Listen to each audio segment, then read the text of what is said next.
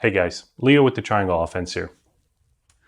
Some time ago, I went to a Verizon store because I had to upgrade to a new phone. Now, I thought it would only take me 10 minutes, but it didn't. Instead, it took me several days before I could get my new phone. So I was, of course, super disappointed when I left the store because I thought this is such an easy thing. This is such a common thing. Everyone goes and upgrades their phones.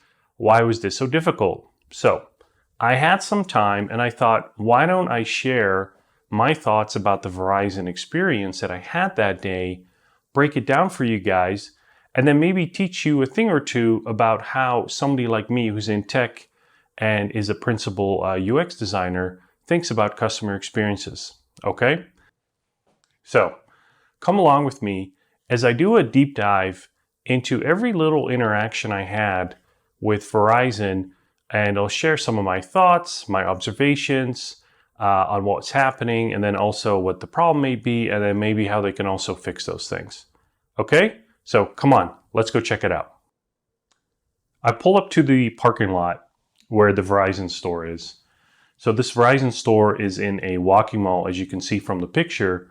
And this is what I like about Verizon. They have a lot of stores where I live. They're easily accessible.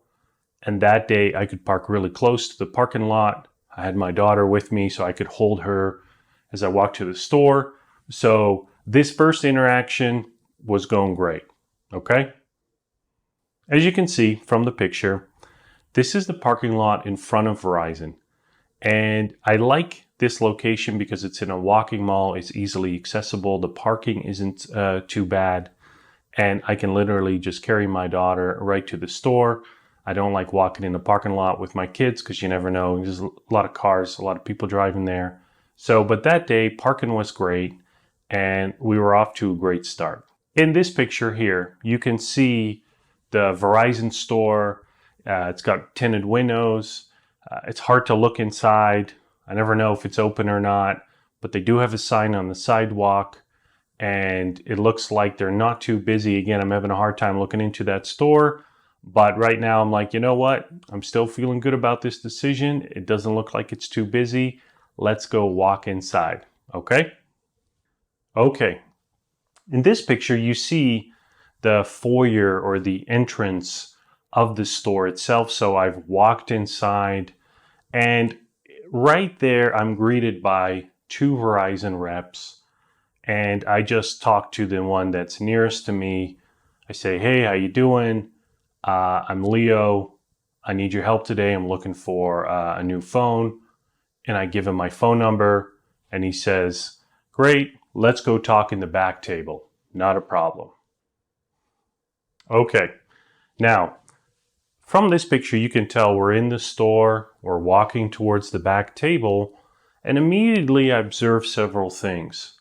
One, those chairs are made for people that are probably 5'8", not for people over 6 feet tall.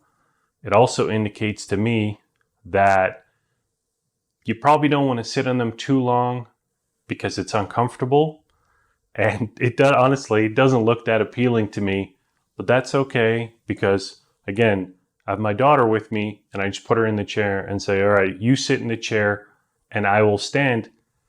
And that actually worked out pretty good. However, when I'm standing at the table, you can see the lights are hanging pretty low. Well, they're hanging pretty low if you're, again, over 6 feet tall.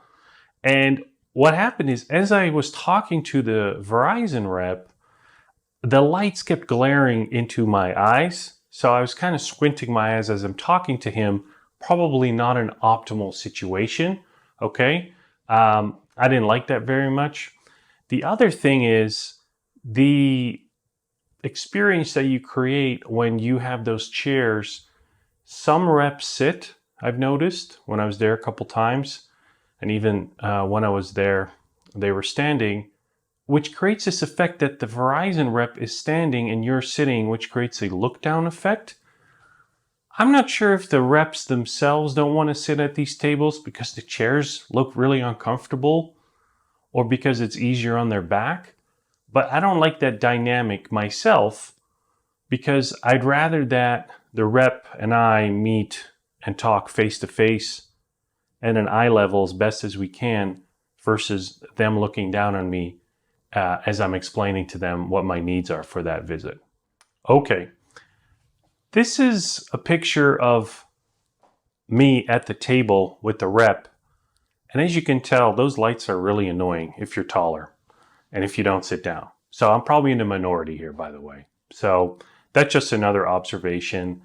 And when I just met the rep at the front entrance, I already gave him my phone number, but I was a little too hasty because now that we're at the back table, I give it to him and he says, "Yeah, confirmed, you're a Verizon customer." And I'm thinking to myself, everything's looking good here. We're just sailing right through this experience. Nothing else is going to go wrong that day. Okay? A quick recap. As you can tell in this picture, we're at the back table. I'm chatting with the sales rep. He's confirmed that I'm a Verizon customer and that I need a new phone or want a new phone. So he starts telling me about the price because, of course, I'm interested in what this costs on a monthly basis. And he says to me, well, a new phone line will cost you $55, okay? And however, we can give you a discount. I said, well, okay, I like discounts. He said, because you already have two other phone lines, we're going to give you $15 off per phone line, which equals $30 of savings every month, reducing your bill to $25 a month on the new phone line. I said, okay, interesting. Because here's the thing, guys. When he first said it's $55 a month for a new phone line, I'm like, why is it $55 a month? I don't understand, right? I understand that businesses need to make money. That's obvious. However, he couldn't give me a good reason where he said, Leo, and by the way, I would have totally bought this. He could have said to me, Leo, because you're out in Montana, and it's so expensive to maintain cell coverage because of all the towers, right? That's why we're charging you $55 a month. Now, I would have bought that, guys, kind of like saying, okay, sure, whatever, right? But when I asked him, why is it $55 a month? He couldn't give me a good answer. Okay, so immediately I'm thinking like, well, why is that? If you don't think you're giving me adequate value, like you don't have a good explanation as a salesperson, which is not his fault, by the way, right? That's just Verizon sales policy, right? I don't know why then I should agree, right, to this monthly fee, right? So I just want to say this. The pricing conversation in a roundabout way just said, look, Leo, we can give it to you for $25 a month. And that I would have been happy with that. But instead they introduced this, voodoo pricing, which it's just confusing and it didn't really help the situation. So there's the first wobble in the customer experience. Okay. So a quick recap. We parked the car, walked into the store, were greeted by folks at the front of the store. I'm now being helped in the back table in the Verizon store. And now we had our talk about pricing. I didn't really get it, but I said, you know what? Okay, whatever, let's move on. I need to pick out a phone. And I told the rep, look, I've done no research here. So just tell me which one has the better camera, and that's the one I want. This part of the sales process was super easy. He knew exactly which camera was better. And I was like, okay, yeah, I want that one. Okay. In this picture, you see the load screen of something called the My Verizon app. Now, the reason I bring this up is because as the rep and I were talking about what type of phone I wanted to purchase, he was typing that into his internal app on his phone. Okay? So, as he was doing that, after I'd selected my phone, right, he's typing in or punching in my phone, he's adding it to my account, because remember, he knows I'm a Verizon customer. He says to me, do you use the My Verizon app? Well, I look at him and I say, well, no, I don't. I'd heard of it, but it's been years since I used it. Okay, so At this point, I want to teach you guys something. He is introducing a new channel. A channel is just a pathway, okay, in how a business talks or sells products to a customer. I was in the store, right? Or I'm in the store. That is a channel that's called the store channel. And when a business has an app like Verizon, that is another channel called the app channel. It should be easy to remember because it's just a pathway where a business can sell something to you or they can talk to me. So, a store, an app, a website, an email, a flyer in your mailbox. Okay? So, I just want to point this out. This is not good because you don't want to introduce a channel, or in this case, an app, that I'm not really familiar with and that I don't use. Okay?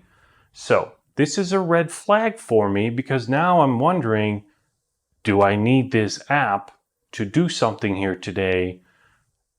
What do I need to do here, Verizon rep? Okay. Now, we're talking about this My Verizon app. So, the Verizon rep says to me, Leo, I'm sorry, you cannot buy a phone today. I said, what do you mean I can't buy a phone today? He said, because of an account setting on your My Verizon app, you cannot buy a phone in the store today. Okay, this is bad news because of an account setting in the app, I cannot complete my goal that I had set out to do that day. Okay, so here's the background on this problem. So, and the rep told me this because I wasn't aware of this. So the My Verizon app has an account manager. Okay, so somebody in the family. So if you have a family, you're married, you got kids, partner, whatever, right? Somebody is the account manager, and they have all the control whether they, whether someone can buy a phone in that account. Now, in this case, another family member was the account manager of the Verizon account that I was a member of. Okay, so to simplify it, I did not have the right permission to buy the phone. Okay, even though he had verified that I was a Verizon customer, and also he knew, or he should have known, that I was not an account manager but just a member. Here's the problem. One, the Verizon rep cannot sell me something that I want to buy in the store. It's not good. Two, I was not aware of the My Verizon app and this setting or this permission that I had to figure out before I went into the store. So that's bad news, okay? What has happened here is that what they're doing is they're offloading transactions to the app because it's cheaper, because they're running it through software instead of routing it through the store where I could maybe just buy it in the store. Everything is done through the software. Okay, I don't want to confuse you guys. There's a lot to unpack here, but I'll just keep it at that. This is really, really bad because Verizon is forcing me into another channel, into an app, and now I'm confronted with it with this situation where I'm not in charge, so I feel dumb. My family member who's not there, I now need to contact, but they're doing other things. Okay, so it's created a real negative situation where I'm like, okay, so I'm an idiot. Why didn't I know this? And now I can't go buy this phone at the store, and I got to leave empty-handed. Okay, in this screen, you see I've downloaded the My Verizon app while I was talking to the rep because I was like, I'll show you. I will download and we'll figure this out, rep. But when I was in there, I couldn't do anything. I couldn't alert my family member that I wanted access through a text or an email. I couldn't identify myself to be given more permissions to buy the app. Sorry, I wasn't able to self-identify myself in the account so that I could go and buy this phone right in the store on the spot, right? So I was frustrated because I even handed my phone to the rep and I said, can you like do something? Like do something, do anything? And he couldn't. So he wanted to help me, but even he was powerless against these roadblocks that had come up. Okay. Isn't this a sad picture? I mean, it's even gloomy outside. It's about to rain, which about captures my mood. Okay, so a quick recap. I had gone to the Verizon store because I wanted to get a new phone and a new phone line. When I was in the store, the Verizon rep realized that I did not have the right permissions in the family Verizon account, which blocked me from buying a phone in the store. And subsequently, he advised that I should actually get that fixed, get the settings fixed so that I have permission, talk to my family member, and then order it online and then come back and pick it up the following day or even that day if that was possible. So I have nothing but good things to say about that Verizon rep who I worked with. He was courteous, he was pleasant, and he was trying to be helpful. Okay, now there's one thing though that I do want to point out. Okay, when I asked him as I was leaving, and I asked him and I said, "Why can't you add me to the account? I'm here, standing right here in front of you. You've identified me as a Verizon customer. I'm part of this account. What's stopping you from helping me?" And he said, and I quote, "It's for your safety because a lot of people have been scammed or fraudulently, been defrauded of, $1,400 phone, even though they weren't a member of that account." And he said, "We're just trying to keep everyone, safe so that nobody loses money, so on and so forth." Here's the problem with that. That is an internal Verizon policy that has nothing to do with my shopping experience. We should never, ever surface internal policies, push them into the experience, and place them on the customer's shoulders. Is he right by saying that we should not defraud customers and protect them? Well, yeah, that's common sense. But what's not common sense is then to stop there and then say, Mr. Customer, you should have simply had an app to begin with, and then you can come into the store, because you're not technically buying in the store, right? You're buying on your phone, and the store is just a pickup center. That's all. You're not really buying in the store anymore because it's all run through the app. Okay? So that's something that I don't agree with there, and that I think that is a problem that Verizon should address, because this is such a common transaction, guys, to go in and upgrade your phone, that is it really good for Verizon to push people through this experience so that, next time they've been trained, right? But not this time, unfortunately. So I think that's an area of improvement that I think they should focus on for 23 and beyond, so that other customers don't have to experience this. Okay, in this image, you see somebody shopping on their phone. I grabbed this screenshot from a Verizon website. But basically, what it tells you is that we moved the shopping from the store back to our house, and now my family member, she's trying to help me out. She's trying to purchase me a phone in the account.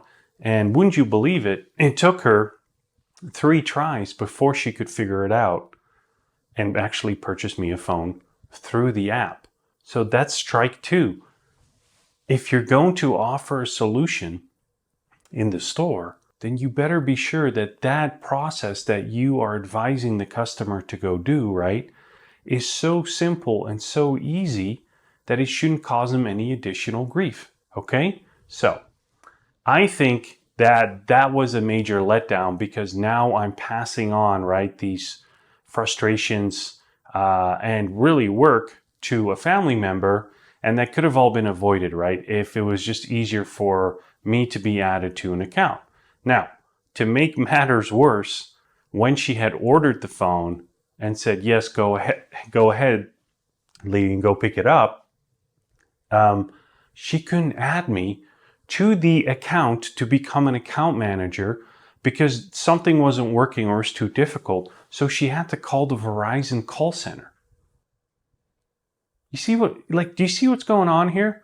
So we were advised to go take this path, right, in the experience. And this path actually was not as straightforward as the rep had led us to believe, right? So she had to call the call center, finally added me, right? And then I could go and pick up that phone. So a lot of red flags here in this experience of just simply trying to get a phone, okay? Remember, if you're working on improving a customer experience, you have to think about the experience as just pathways, okay? It's a big old grass field out there. You have a lot of paths that people are traveling just trying to get to the other side. That's a customer experience. So when you say, hey, go walk on that path, right? That path should be like perfect, absolutely perfect. Last step, we're almost there. Okay, we finally have this phone ordered.